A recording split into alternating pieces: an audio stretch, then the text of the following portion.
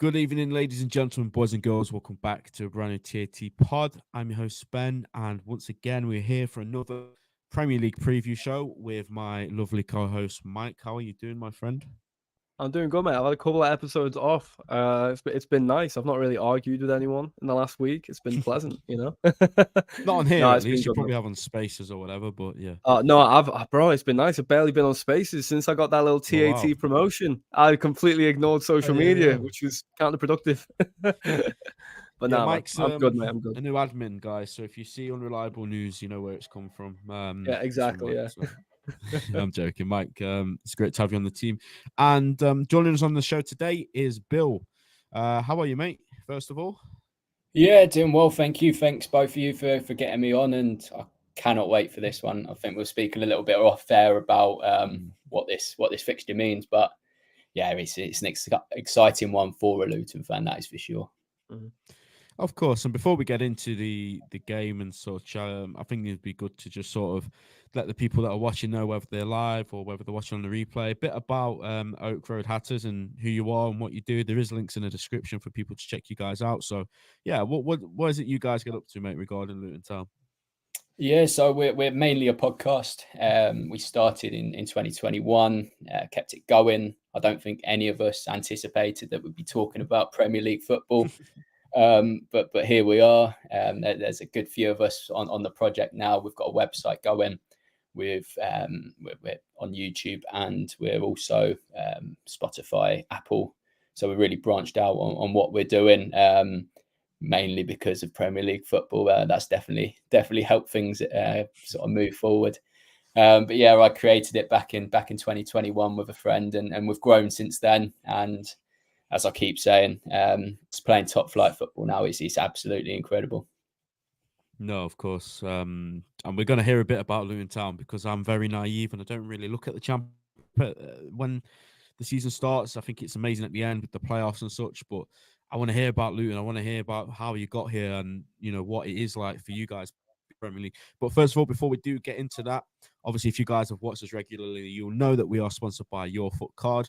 But if there are any Luton Town fans in the building and you want a little bit of a memorabilia to remember how you got to the Premier League or whatever happens in the future, check this site out. You can customize any card. You can get any player on it, any team on it. You can get a player, you can get a legend, anything. And if you use TAT Pod at checkout, then you do get 15% off. And they are about to send me out their latest products as well, which I will be able to show you guys very soon. But yeah, check the guys out, follow them on Twitter. And yeah, like I said, TAT Pod at checkout gets you a cheeky little discount. So yeah, sticking with you, Bill, let's talk about Luton Town and just sort of summarize your journey if you can. I know it's probably we could be here all night if you wanted to talk about how you got here, but yeah, that season, mate, where you did manage to get the promotion as a Luton Town fan for all your life, just that's sort of a dream come true, isn't it? So talk to us how that happened first of all, and what life is like for you now being a fan of a Premier League club here. Yeah, I never thought, I'm 24 now, I never thought that I'd be this young watching Luton in the Premier League. I think my sort of Luton supporting history has coincided with a massive downfall. We were a championship club looking to kick on, and 60 points deducted in 3 seasons, and we're talking about conference football. And then 5 years in the conference, we had playoff heartbreak. So close in so many occasions. Finally, 2013, 2014, we won promotion back to the Football League.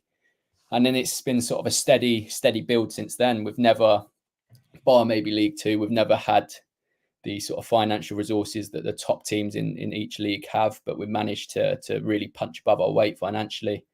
Got a fantastic board that saved us pretty much from going out of business, from not existing anymore. All Luton fans. It's a fan-owned club, and yeah, the board picked us up from the dirt, and they still have the same processes in place that got us out the conference that they do, and in the Premier League, which I don't think many clubs can say. Going into the Championship, I said the other day, it was, for me at that time, I thought getting into the second tier was the absolute pinnacle. But to go one better and to actually be talking about Luton versus Liverpool as a Premier League game. It's just surreal. And I look back to that playoff final, and I think that the game itself probably typified our journey, where so many ups and downs during one football match. I've never. What game though? Oh, it For was the neutral. I will say, me and my friends were rooting for you. I think when I've got a friend, Dom. He's UAPB licensed coach, and I've got to be honest, he was the one who first told me about Luton's sort of development as a team. And it wasn't last season; it was the season before last. It was the second season first season in the championship. We've been the second season in the championship. And he basically said, "Listen, there's a side that's came through about 7-8 years ago. They'd only just came up from non-division. But I'm telling you now, they're going to be up and about there just for the next couple of years." He never said you get to the Prem, but he said you'd be up and about there. So then you fast forward to, obviously, you're in the playoff final. I'm sat there with my friend Dom, and he decided, for no reason, he was like, "Sack it," and he threw 45 quid on you.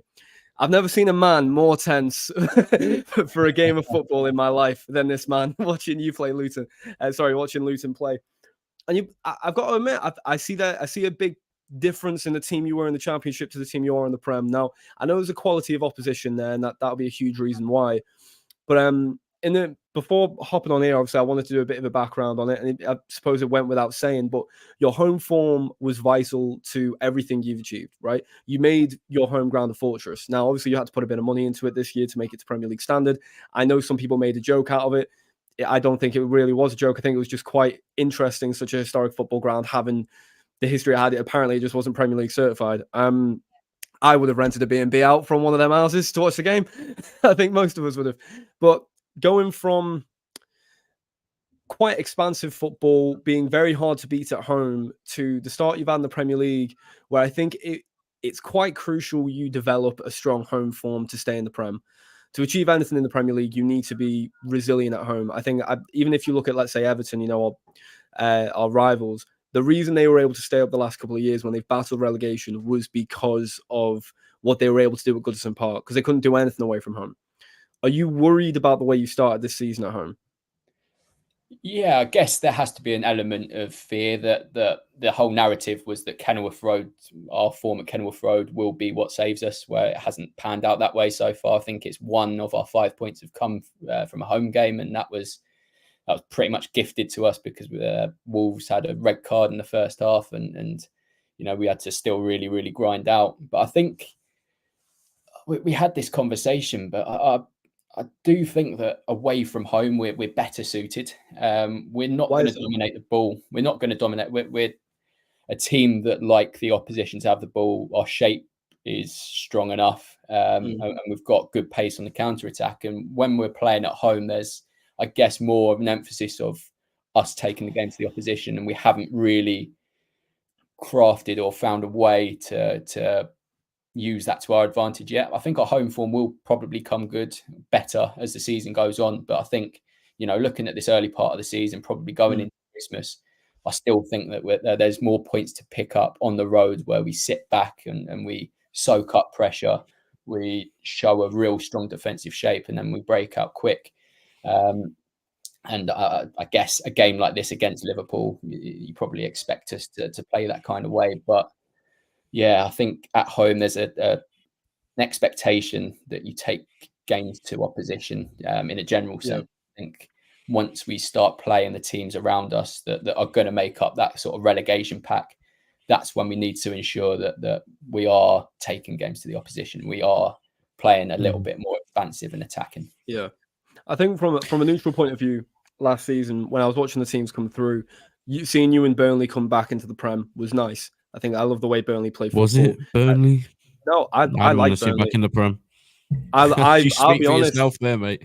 I will speak for myself. I'm about as close to a neutral you'll get as a Liverpool fan. I tell you. You like Burnley? Are you sure?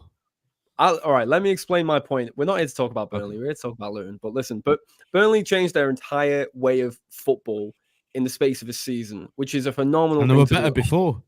No, the whole reset of culture that they did, they played people off the park in the Championship, and they were terrifying to come up against in the Championship, from what I've seen. All right. No, I know. And also Luton coming through as well. I think you guys were the outsiders in a way that a new team to the Premier League. Are you worried that?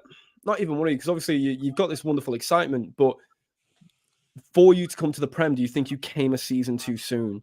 Because if I'm comparing, and maybe this is harsh, and I apologize, if I compare you to other teams that have came up, I would be worried. I'm worried from an outside looking in, because I don't think you've got the squad there that has got enough in it to survive, and that worries me because I want to see Luton stay up because I like the story, but I'm worried that you haven't necessarily recruited as well as you could have. I don't know obviously what your transfer policy is. You know, Ben makes a joke of it, but I don't know what your transfer policy is, and I don't feel like you've recruited enough. And I feel like you might have came up a season too soon. What is the thoughts of those at Luton like yourself about that? Yeah, I think those are fair comments because obviously we spent significantly lower than any other Premier League club. I think when you total it all up, it was just shy of 20 million, which, you know, that long gone are the days where teams spend that much and survive. But I don't think if we were to have stayed in the Championship and come up again next season, I don't think that policy would have changed. I don't think we would have spent any more money. Right. But I think, of course, the squad that's currently there, the majority of them that got promoted never played Premier League football before. I think there was 2 or 3. So we did recruit a little bit of Premier League experience. We, again, used the free agent market, something we've done so well over the years. And of course, Premier League football is a different beast. But one of the players that I'm sure we'll go on to and highlight in a bit more detail, Ogbene, we got from Rotherham, who was struggling in the Championship last season. And he's been absolutely superb. He's been our player of the season by far so far.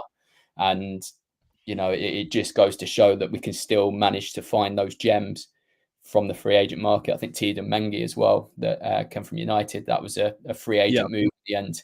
And he's been playing fairly regularly at the moment. So, yeah, I do think I fully understand the comments that we haven't recruited you know, to the expected level of the Premier League, but we're always going to do it our way. We're always going to do it the way that got us to where we are, and not try and risk our financial health because we've been down that path before and it wasn't pretty. So yeah, I think a lot of people joked that, you know, we're taking the Premier League money and running, but we are giving it a good go, and we have been competitive. But yeah, I guess time will tell.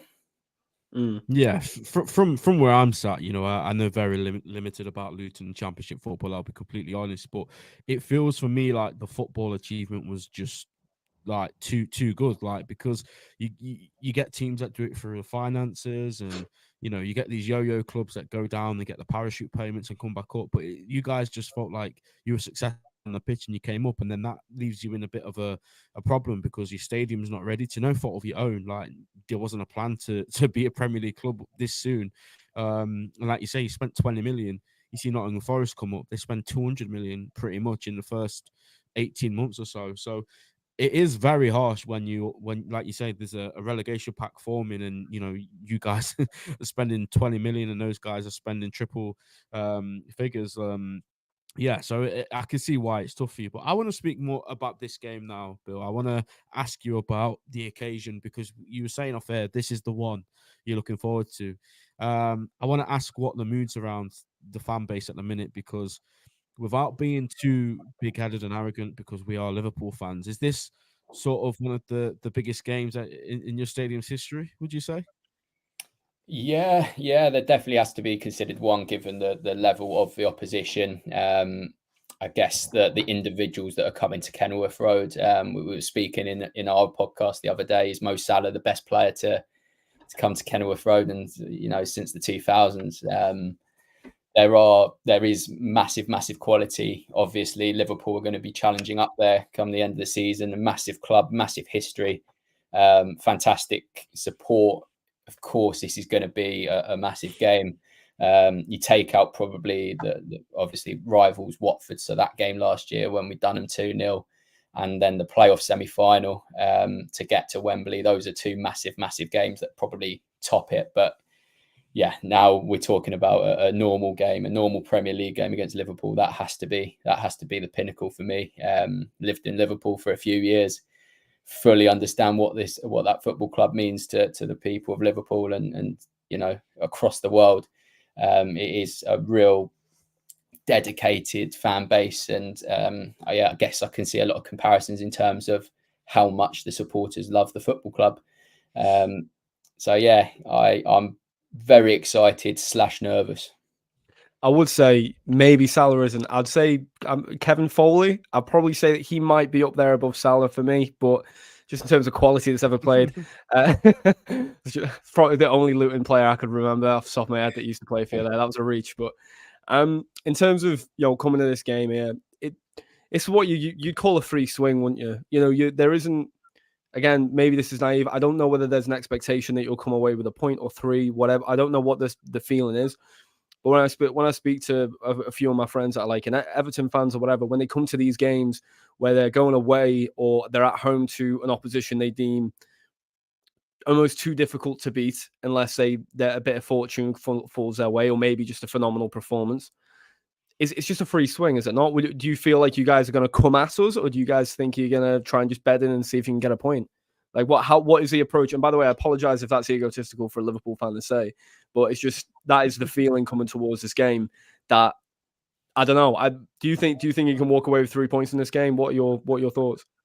I do get where that view is coming from. Obviously, Liverpool, well-established Premier League club who should be challenging for the Premier League this year.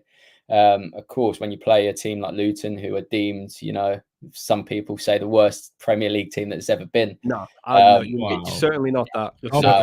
Exists, by the way.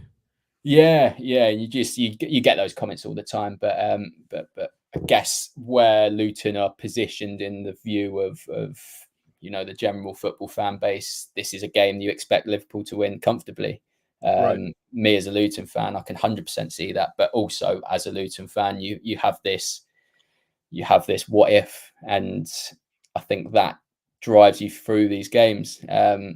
If we were to know the outcome, if we were to all go to Kenilworth Road on Sunday and know that Liverpool were going to win 3 or 4-0, we wouldn't bother. So I think there's always that hope that we can get something. I think there's areas on the pitch that we can see joy. But I think the general feeling is that it's going to be one of, if not the most difficult game yet. We had Aston Villa away last time out, who have been absolutely superb at home. So that then was the toughest game. This now becomes the toughest game. And then maybe before, when we looked at the fixture list at the start of the season, we got Man United away afterwards, but that's not looking as tough as it once was. You talk about worst teams in Premier League history, mate. I think they're up there. I think I would back you in the United game. I really would. I think if you're going against a bruised giant there, I really think you could get a point or definitely cause an upset there. If I could just ask you one more question about Luton specifically, when you look at coming to the Premier League, are there any teams that you look at where you see maybe similarities? So in terms of, for example, I relate you very much to was it Ian Holloway? Ian Holloway's Blackpool, where the team that came to the Premier League, there was a lot of question marks about them when they first came to the Prem. But after 15 games, 20 games, they pulled a couple scalps up, which you wouldn't expect. Liverpool being one. I remember Charlie Adam for Blackpool playing a blinder, and then we decided to sign him off the back of that performance. But do you feel like maybe there's a couple of surprises in the locker of Luton this season? And do you feel like you guys can stay up? I certainly don't think you're written off in the Premier League at all. I think I can name a good 4 or 5 sides that I think will be in and around it. And I don't think you're a write-off for this season at all. Yeah, as we mentioned, I think looking at the betting odds at the start of the season, I think Luton was the go-to selection for finishing bottom. But I think the way the season's panned out so far, I definitely think Sheffield United are a worse team. I think Burnley, because of how expansive they are and they haven't really, they can't defend for anything at the moment. I think we've adapted the best to the Premier League, and I know it's the 3 promoted clubs that currently occupy the bottom positions, but I think even drag Bournemouth into it. I think they've looked really, really poor for what we probably expected of them. There's a few other teams. I think Everton will still be in and around that. Wolves. I got a lot of stick for saying Fulham will be down there, but I still believe they could be down there. Yeah. But based on how they played against us, which is probably not the best way to go about it. But as you say, there are plenty of teams down there that you really expect to be in there. And I think we would probably be one of the happier teams so far with how things have panned out. We haven't been battered since the first 2 games of the season. And even that's probably slightly harsh calling them a battering. So I think we can take a lot of optimism from what we've seen so far. Been really competitive in the majority of games.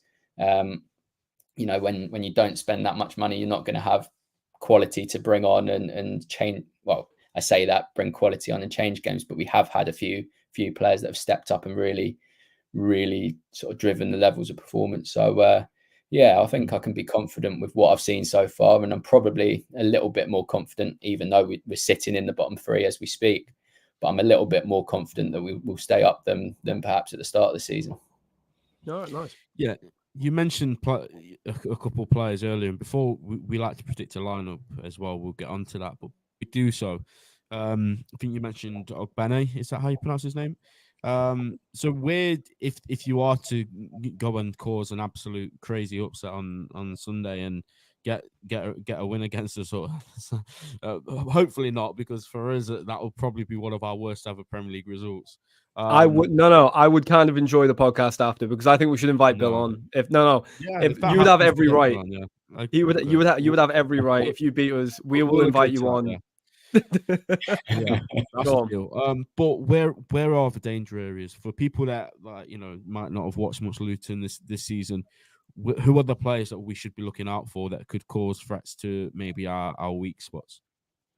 Yeah, it's difficult at the moment because we've got a few injuries, and it makes it difficult to know where more of the versatile players will fit in.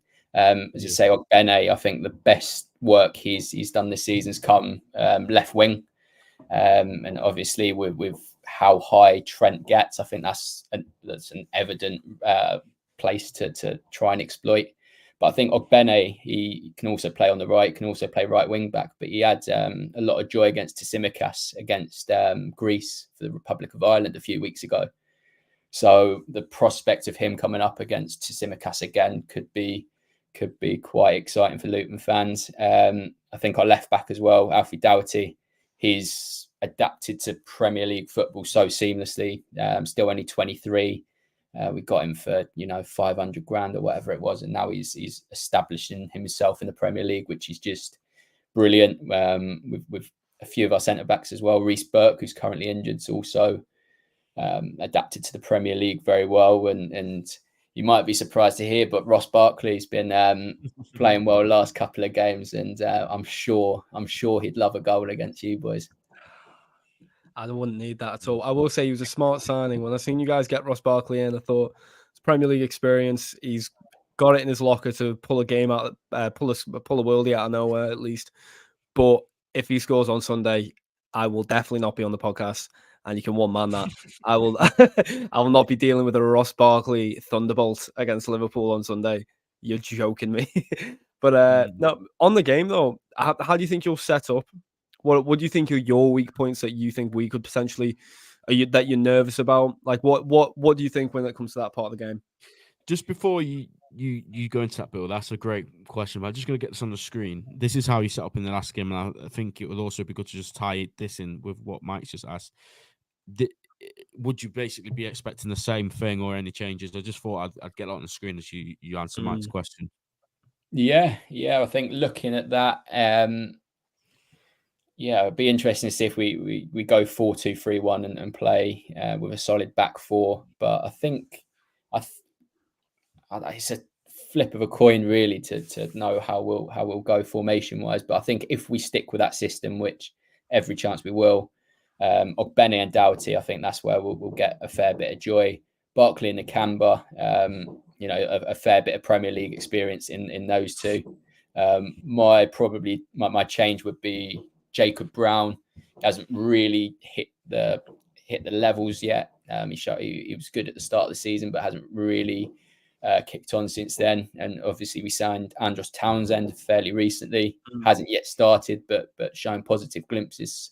So I think in terms of providing attacking service and defensive service, I think Townsend's somebody that could come in and do a good job. Look at that. I think Doughty likes to get forward a lot, and against Salah, I think he's going to be pinned back a lot. And then I look at the other side, Kabore, good 1v1 defender, but sometimes lapses of concentration will let players in. And with whoever plays out there, Jota. I think Diaz is back in training. Nunez has been fantastic of late. Yeah, it's a scary prospect to think that like 5 very, very good Liverpool attackers are going to be coming up against that defence. But at the same time, I think we've just got to enjoy the fact that we are going to be watching these players come to Kenilworth Road this season. If we are to get anything out of these games for them, they all deserve statues. Do you think you'll play just 2 in midfield? So it's a very brave move in the Premier League in general, and I know you've been doing it. Yeah. But when you come up against a possession-based side, do you think you'll still stick with 2? It's a difficult question because I think naturally we're going to be very low block anyway. So I think Bene, Brown, whoever, whatever side the ball is, Brown will tuck in or Bene will tuck in and make it a third midfielder.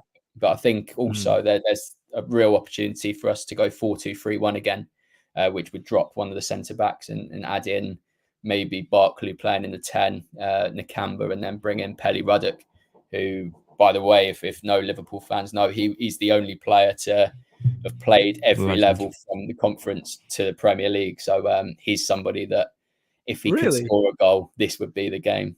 That I'm not gonna lie. Okay, I didn't know that at all. No, and now I'm rooting. Yeah, he's a legend, isn't he, for Luton? Yeah, he's been fantastic for us, and I think the best thing about him is that every time we've got promoted, he hasn't really been in the picture, and he's just worked incredibly hard to get himself to the position he is now. Like going up from the conference to League Two, he had to really work himself into that team from League Two to League One, and just every single level he's met the demands. And yeah, what a player and what a person he is. All right, I'm rooting for him to not against us. I hope he scores this season. I was going to say, Mike, what? not against. I'm neutral. I'm not that neutral. I want him to score this season. What a wonderful story that would be. I didn't know that at all. Shout out to Luke, by the way. Hope you're good, mate. And Ensman TV was in the building as well. Big up to yourself. Mike, we've spoken about Luton, and unfortunately, there isn't. I looked everywhere. There isn't a Luton Town lineup selector, so we can't actually do it on the screen for Luton. But one thing we do like to do is build our Liverpool team. And Mike and myself, we agree and disagree sometimes, but I think I'm right in saying we can literally just blast through this, Mike. I think this lineup pretty much picks itself. Yeah. Adrian in goal. I knew he was going to say that. Yeah. It's the same joke every week. Alan. Actually, it might not pick itself because there's going to be a bit of a debate at centre back. There'll be a debate at centre back. We'll know Trent's right back. 2 of the 3 midfielders. 2 of the 3 forwards. Because Jones is back now, isn't he? Yep. Back. Nunez, without a doubt. And then McAllister in there. Yeah. Actually, you want to debate that? No, you think Endo? No. Come. McAllister comes in. Okay, so we've got 3 positions that we need to discuss. If I was picking this, Ben, Canate goes there. I 100% agree. Yeah, cool. Look at that. We agree. Look at that. I'll probably say. But. Go on, yeah. We're gonna have you'd have thought we'd have a lot of the ball. So maybe for being in possession, Matic will probably be better. Judging by the team we played against Nottingham, it tells me 100% that Canate starts. Nottingham, Bournemouth. Ignore me. I'm not awake. Yeah, judging by the team we played against Bournemouth. I've had a long day, Ben. Leave me alone. It's not even that. It's just the fact you called them Nottingham, mate. If you actually said that, they'll go crazy. But speaking of which, I'm in Nottingham, by the way, mid-November. So I'll hit you up. Just a little reminder. Gravenberch on the left centre mid? I was going to say, no. Actually, I'll go with you, Gravenberch. The Jones won't start. No. So, Gravenberch. And then... It's all sharpness, isn't it? Yeah, I've got to be honest. If he chooses to play, which what Klopp said today, it's down to his choice. If he chooses to play, I'd love to see Diaz play. If that's what he wants to do, it's completely obviously down to him. But from Klopp's interview today, it sounds like he's training. And if he wants to play, he will. So I would love to see Diaz play. I think you'd get I think he'd get love from all four sides of the stadium, given what's occurring. I feel like it'd just be a nice moment whenever he comes back into the team. It would be a nice moment, but I would like to see him play. But if not him, then yeah, of course I'd go Diego Jota. I think it will be Jota. Yeah, I think Luis Diaz, obviously, like Klopp says, it's 100% down to him and whether he wants to play. The fact that he was in training, a few pictures of a smile on his face would indicate that he is sort of ready to play, and this is an impossible situation. None of us know what no, he's you having can't to read deal it. with and what he's gone through over the last few weeks. So only he will know if he's ready. But I think Jota will start the game, and if Luis Diaz is ready, I think he'll come on. Yeah, that's fair. To probably an amazing reception. And if it's not this game, so what? His situation is, It doesn't matter. far more Yeah. important. Yeah, there's no time frame on it. It's like Klopp says, it's down to him and it's in his hands. So that's what I think would do. I think. Sorry, go right ahead. Go on. No, you go. You go. Oh, cheers, man. He's so polite, isn't he, Bill? He's just so polite. No, I I think for me, we always say the game's won and lost in midfield. I think it's how you guys deal with Szoboszlai is going to be really interesting. If you set up the way you just show me there, and say I've not watched loads of Luton this season, but if you set up the way you set up in that image that we've shown before, I think you're given a lot of space. Even if you're playing a deep block, you're given a lot of space for Szoboszlai to pick the ball up. And I think if you're trying to nullify any of our midfield three, it's him that you want to stop. In the same way, if you're trying to nullify any of our front three, it's Salah you want to stop. And it's interesting because you said the fullback that's on Salah likes to venture forward a lot. I think between that and the space given to Szoboszlai, it's just going to be interesting to see how you set up to handle that, because I'm sure that'll be something discussed within training for your team this week. Are you worried about that side of things? Like, what part of our 11 do you look at and do you think you can exploit, or like you said before about behind Trent, for example, and what parts are making you nervous when you see that? Yeah, as you say, I look at that right hand side and I think your right, our left, and I think that's going to be a very, very interesting battle. I think one thing we 100% know about Liverpool is that they commit a lot of bodies to attacks. Trent being as attacking as he is, I think there will be space to exploit. Ogbene, keep mentioning him, but I think he has been a major outlet for us. If we've had to endure lots of sitting back and dealing with pressure, he's been the one outlet that our midfield, our defence look for, and he's exploited space that right backs vacated. Especially, he's pace. I think only Kyle Walker has recorded a quicker sprint speed than Ogbene this season. So I think transitions are going to be massive for us, especially down that left side. If we can keep our shape, if we can deal with sort of the interchanging attacking positions that Liverpool get themselves in, then win the ball back, look for that left-hand side and try and be as direct as possible. I think that's the way we go about this game. And you flip that around. If Ogbene's on the right, he's had the beating of Tsimikas a fair few times for Ireland in that game. I think mentally that'll be an interesting battle after that. So yeah, I think Ogbene again, he's probably one man of the match for Luton in each of his last 5 games. But he's so important. He's fast emerged as one of our most important players of recent times, which is incredible when you think we picked him up from a struggling Rotherham side. And before me and Mike go on to the Liverpool side of things and sort of discuss how we think it might go, have you got a score prediction for us? Yeah, it's always the hard part, and it's always your heart versus your head. I think got to use your head here. It's going to be very, very difficult, but I'd take a fair bit of spirit of how we played in parts against Spurs, and I think in terms of that free flowing attacking football that Ange's got them playing, I think we can probably draw a few comparisons to that kind of game. I'm going to go for Luton 1, Liverpool 2. 2-1. You are the first person to predict their team to lose ever on this channel. No one's ever done it before. So listen, it is what it is. You're just here for the occasion, aren't you? And the fun of it.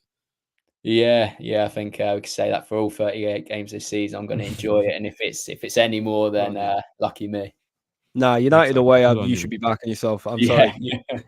sorry. The way they are right now, mate. Well, Casemiro's out for 2 months. They've not got a defensive midfielder. Advantage I'd back United, you. mate. The guy's terrible.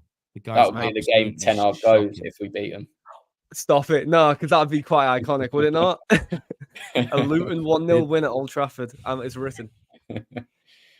Mike, Bill's not going to like this, but I did a tweet earlier on TAT asking how many goals Darwin Núñez is going to score this weekend. That's rude. That's rude. So, yeah, how do you think the game's going to go? Well, and yeah, score prediction, I guess. I think, to be honest, I can say it on the chat YouTube channel. We'll keep it on the YouTube channel. Currently building up the Anfield Talk TikTok, and on there you are live on Twitter. Oh, well, in that case, I didn't say that because we'll announce that at 1,000. I forgot we do live on Twitter now. I'll ignore that. Yeah. Anyway, I've been doing score predictions, right? And for the Liverpool game, I did say I think we'll win. I did say 3-0, but I did stipulate that I do think you'll put us under the cosh in a few moments. I think we are there to get at times. I think if you win a couple of set pieces, that's where I think you'll be able to get us because we struggle to defend at the back post. In terms of the physicality aside, I feel like that's where you'll be able to get us most. I do think we'll overwhelm you in midfield. Even if you play deep, I think between McAllister, Gravenberch, and Szoboszlai, we can break down the deep block. I feel like you'll struggle to deal with Núñez and Salah. The left-hand side, maybe if it's Jota, I feel like you could box that up, to be fair. But unfortunately, I don't see anything else but a Liverpool win. If I'm being candid, I really don't. It's nothing against Luton. It's just more so I think we're in very good form. I think if it was Liverpool away to Luton last season, I'd be bricking it a little bit. Just because we couldn't do anything last season. We struggled to create. We were very easy to get at. But this season, I think with our game management improving as well, yeah, it'll be interesting to see how we use Trent though, because just as you said there in regards to your width and on the break, are we going to see Trent fall back to more of a fullback role at times when we're in possession or when we're out of possession, or are we going to still see him in the inverted? Because if we see him in the inverted, then that's 4 midfielders versus the 2 of Luton in transition, which is just an obstacle, I think. But that's what I'm going with overall. Yeah, I think you made a good point. I think it's not about Luton Town at the weekend. I think we'd be confident, whoever it was in the Premier League, with backers, and the mood of the Liverpool fans at the minute is very good.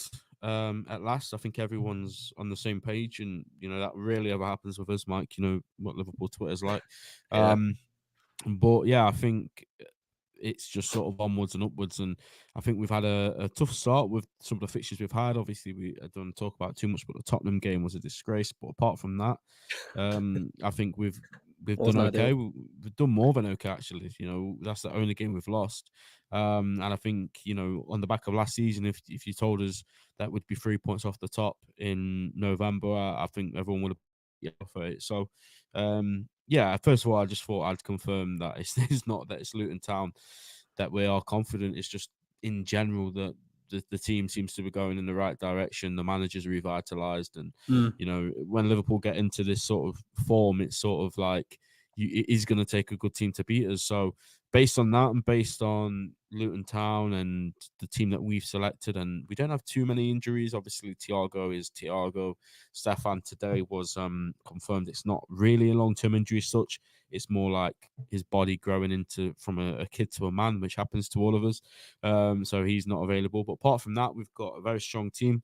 So I'm gonna say 3-1. I think Luton will score. I think they'll get a set piece, and I think they'll trouble us from it. I don't know what the conditions are going to be like, but we saw how bad it was down south the other night. If it's like that, I changed my entire score prediction. What's the storm called that's coming? What's the storm called? Storm? The storm. Storm Kieran, or is it past that? Kieran, I think that's it. Yeah, I hate how we name storms, by the way, because none of them ever sound dangerous. That can if that affects London, I don't know if it does or not. But if that's bad there, then obviously that plays a part in it. But yeah, I think Luton will get a goal, even though I have put Alisson in my fantasy team, so that's a big contradictory.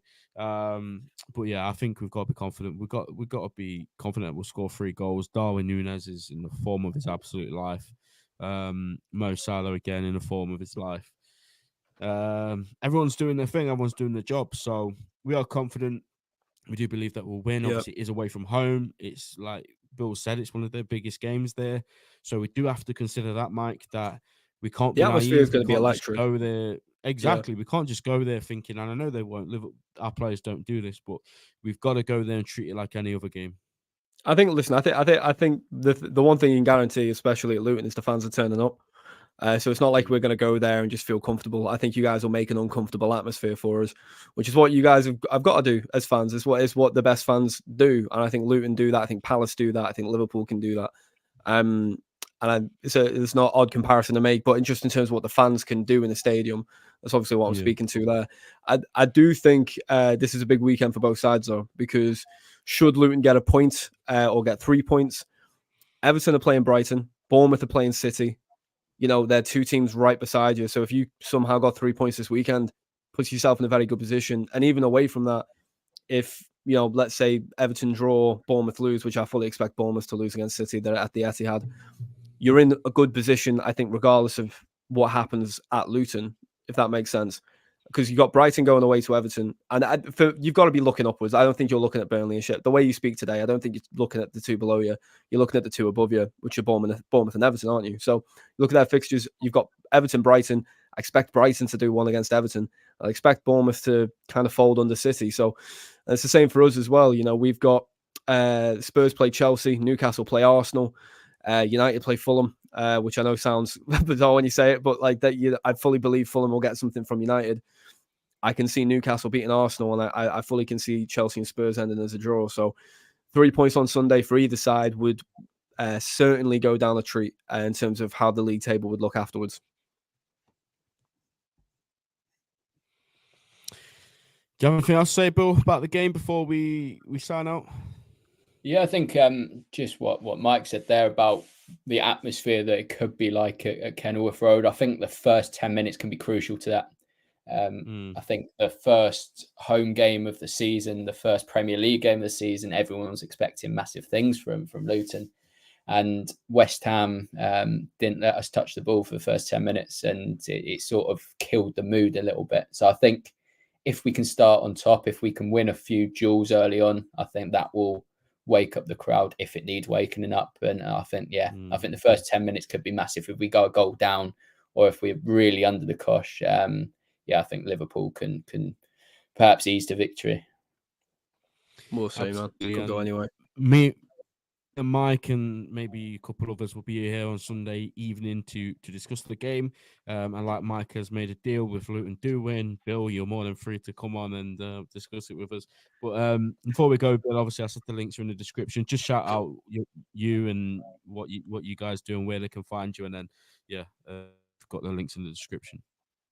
Yeah, so as mentioned on top of the show, I'm Billy of Oak Road Hatter. It's at Oak Road Hatter on Twitter, Oak Road Hatter on YouTube, Oak Road Hatter Pod on Instagram, and just my own Twitter handle at Billy Mully 11. Pretty much everything Luton related. So if that's what you want, that's what I've got. Perfect. That's exactly what I want. Yeah, you can find Mike on Quill LFC, I believe, and now on the Anfield Talk as well. So, yes, sir. Guys, that is all we have time for. Please make sure you smash the like button if you're watching this on the replay. Subscribe to the channel. Check out the guys. Links in the description. And also check out your foot card using 15% off. You can using TAT Pod. You can get 15% off. That is what I meant to say. But take care, guys, and hopefully we will see you on Sunday to discuss another Liverpool win.